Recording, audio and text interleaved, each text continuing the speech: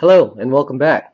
This is John again, and I hope so far you've been enjoying our courses and you've been following through with all our videos and you've been watching all the recommended videos that aren't our own, that come from YouTube.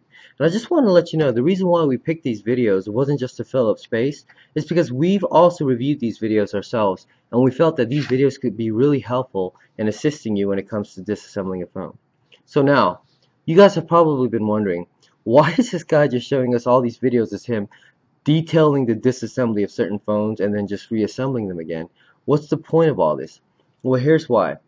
If you think about it, cell phone repair is really just management of microcomponents.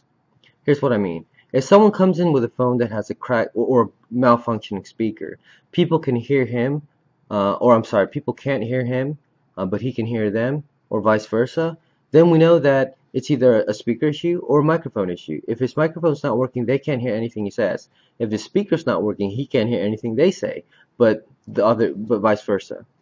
So by disassembling all these phones and identifying each microcomponent as you disassemble it, that will prepare you and get you ready for the next step, which is diagnosis. If you understand what each part is, you'll be ready to do most of the repairs already at hand, simply by knowing which component needs to be switched out.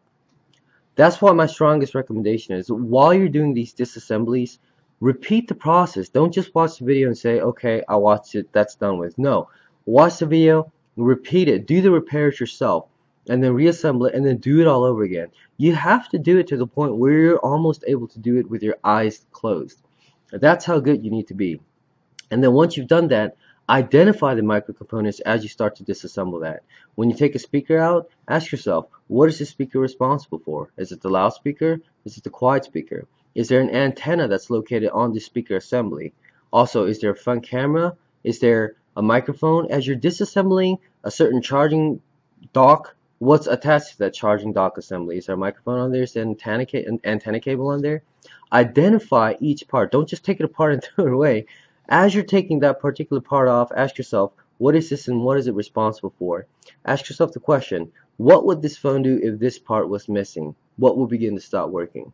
And the reason why, once again, is because later on, when you start to do diagnosis, you'll be able to better identify what the issue is. So it's critical. Don't give up. Keep practicing. Watch all the videos that we've put up and practice, practice, practice. Keep practicing until you can almost do it with your eyes closed, and keep practicing until you can identify each part without even thinking twice. Now the second part is diagnosis. We're going to go over some more diagnosis in detail in our later videos.